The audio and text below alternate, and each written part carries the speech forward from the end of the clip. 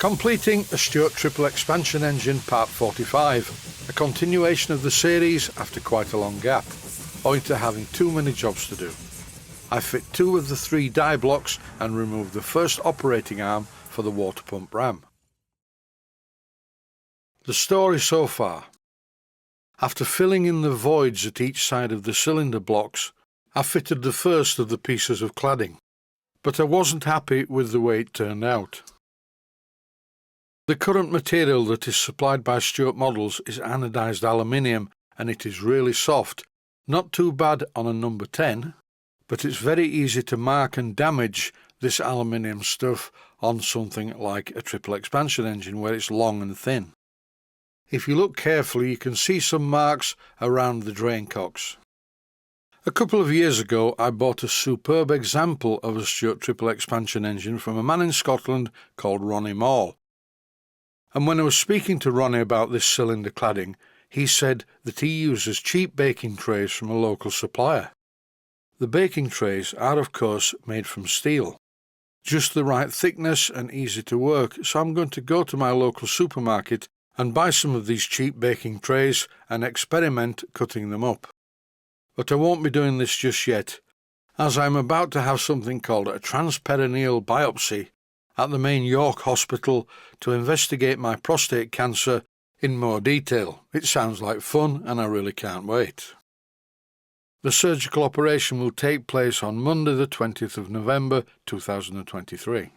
If all goes well, after I come out of the hospital I will have to take it easy, so that rules out moving heavy parts like the ones fitted to the 7¼ steam locomotive that I'm working on. Temporarily I will be switching to less strenuous jobs. I'm continuing this series about rebuilding a triple expansion engine because it's quite small and not physically demanding. Although the job is demanding in other ways, it's extremely fiddly. Here I'm fitting one of the die blocks to the expansion link, and for some reason there were 3, now there are only 2. I don't really understand what happened to the 3rd die block. It was in the box with all the other bits, but now it isn't.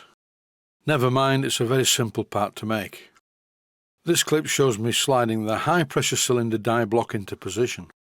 By using a small socket on the bolt and a spanner on the nut, I tighten it up, although the die block must not be tightly clamped to the fork. This, by the way, is not the final part of the rebuild, I just have to temporarily assemble it.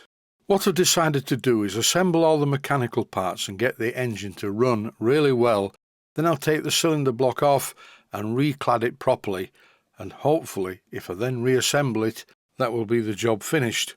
For now though, it's top tip time. Aligning the bolt with the die block on the outer expansion link was simple. On the inner one it's not, it's quite difficult to do. I use a piece of welding wire with a bit of a bend at the end to move the die block into the correct position. Putting the bolt in from this end was not a good idea because I couldn't get the socket anywhere near it. Instead I fitted the small bolt from the other end. Now I can use a socket on that and temporarily align the nut on the bolt using my very long nose pliers. Once I engage the nut on the bolt, I then use the spanner on the nut and use the socket on the bolt. This is a very fiddly job. I just could not rotate the socket, so I had to use the long nose pliers again to do that. Slowly but surely the nut was tightened onto the bolt. This took quite a while, but eventually the job was completed and that's 2 down. Before I can fit the 3rd die block, I actually have to make it. I'll do that shortly in a future episode. This is quite an important part, and believe it or not, I lost this for a while, but then I found it in the wrong box. So before I make the expansion links die block, I'm going to look in some of the other boxes just to see whether it's also in the same place. In the next episode of this series, I need to drill holes in these special parts which connect to the water pump and the air pump. This is quite a specialist job, and I do need to make sure that the holes that are drilling these parts are in the right place. This clip shows the layout. The water pump is on the left and the air pump is on the right. First I need to know what the diameter of the hole is going to be. This thread is 4BA and I'm just checking it with my micrometer. According to this, I need to drill a hole 9/32 of an inch in the gunmetal part. First of all, I need to remove this special bracket, which is proving difficult.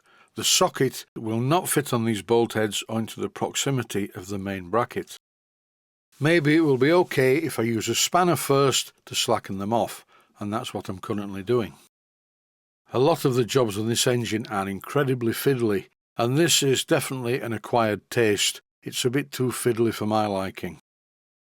By carefully angling the socket outwards, I managed to remove all 4 bolts. Instead of using hexagon bolts, I suppose I could use slot-headed bolts, but then they wouldn't look as good. Finally, I was able to move the bracket out of the way, and that's where I'm going to leave it for this episode. Stay safe, stay healthy, thanks for watching, and I hope you found it useful. Please take the time to visit my Mainsteam Models website and click on the section of the website that says Video Playlists. And by doing that, you can find other videos that you may like to watch. And by using the playlists, you can actually watch the videos back to back.